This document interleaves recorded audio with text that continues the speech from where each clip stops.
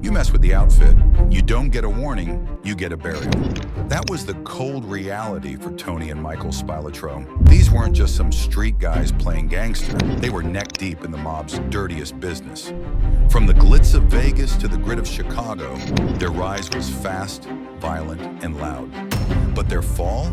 That came in silence, a brutal reality that the Chicago outfit didn't hand out second chances. Not in Vegas, not in Chicago, and definitely not in cornfields.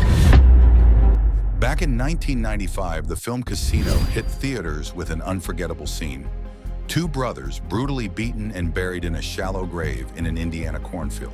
That scene, horrifying as it was, pulled straight from real life. The characters were based on Tony Spilotro and his younger brother Michael. What the movie didn't fully capture, though, was the chilling truth behind the murders and how these two mob-connected men disappeared without a trace, only to reappear days later, lifeless in the dirt. 3 years before they turned up dead, Tony Spilotro was still walking the streets. The feds had him on a murder rap, but he was out on bond. A big name in Las Vegas for the Chicago mob, Spilotro had become more of a headache than an asset. His flash, his temper, and his increasing run-ins with the law made him a problem no one wanted to deal with. And when mob guys become problems, they usually end up gone. June 14, 1986. That was the last time anyone saw the Spilotro brothers alive. They had left Michael's house in Oak Park, Illinois. No clear destination, no warnings, just gone. Michael's wife, Ann, was the last to see them, around 2 p.m. The last time they were seen, according to Ann, which is Michael's wife, was that they were seen about 2 p.m. on Saturday. Heading out from their duplex in a black Lincoln Mark 7.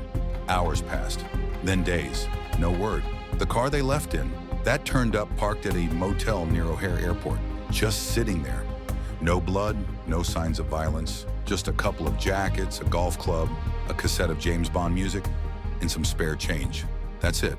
To anyone who knew the outfit, that was more than enough to raise alarms. The car's location, just minutes from O'Hare, made some wonder if the plan had been to send Tony fleeing the country. But Nancy Spilotro, Tony's wife, said she hadn't heard from him at all.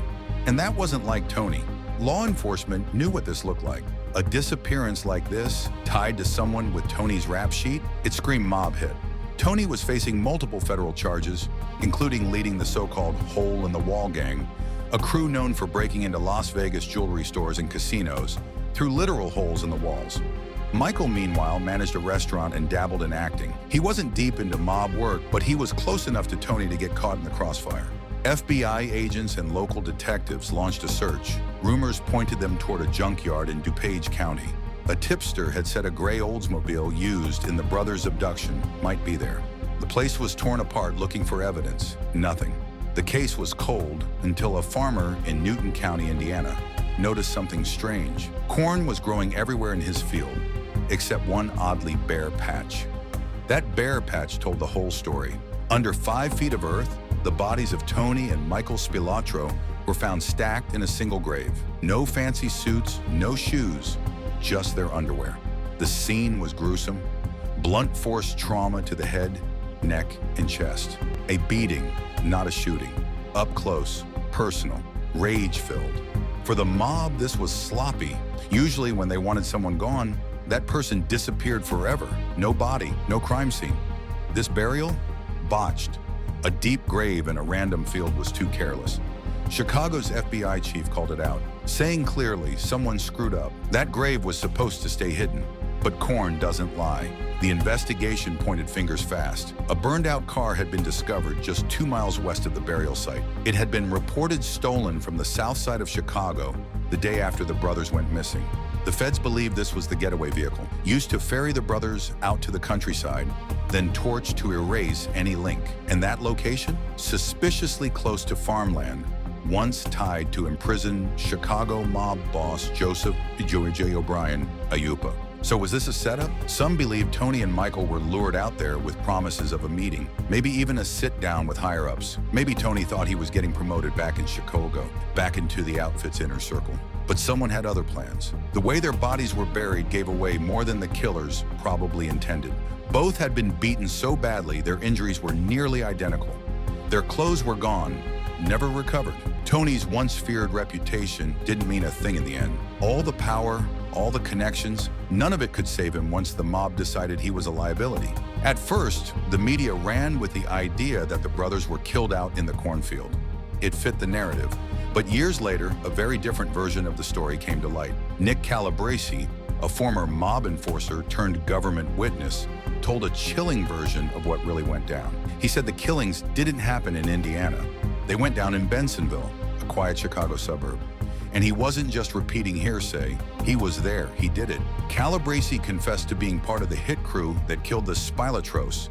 He admitted to 14 other mob murders, and his testimony ripped the lid off years of outfit secrets. According to him, Tony Spilotro returned to Chicago thinking he was back in favor, believing a promotion was waiting. Instead, he walked straight into a death trap. Former associates like Slick Hanner backed the story.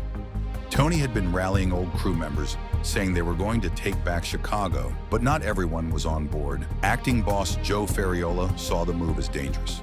Tony had become reckless, too high profile, and too much of a risk to the entire organization. And when someone threatens the outfit's survival, the outcome is always the same. So they played it smart. They called Tony in for a meeting, told him to bring Michael. The plan was already in motion. They were led to a basement in Bensonville, where several trusted hitmen waited. The brothers were beaten to death, not shot, a brutal method that sent a clear message. No noise, no bullets, no attention, just pain. After the murders, the bodies were loaded up, taken across the state line, and dumped in that now infamous cornfield. Someone dug the grave deep, hoping the fresh soil would go unnoticed. But nature had other plans. And the outfit's worst nightmare came true when a farmer spotted that one patch of land where nothing would grow. In September 2007, the hammer finally came down. Frank Calabrese Sr., Joey the Clown Lombardo, James Marcello, Paul the Indian Shero, and even a dirty ex-cop, Anthony Twan Doyle, were all convicted for mob-related crimes that had haunted Chicago for decades. But what really shook the courtroom was what followed. On September 27, Marcello was officially found guilty in the murders of Tony and Michael Spilotro.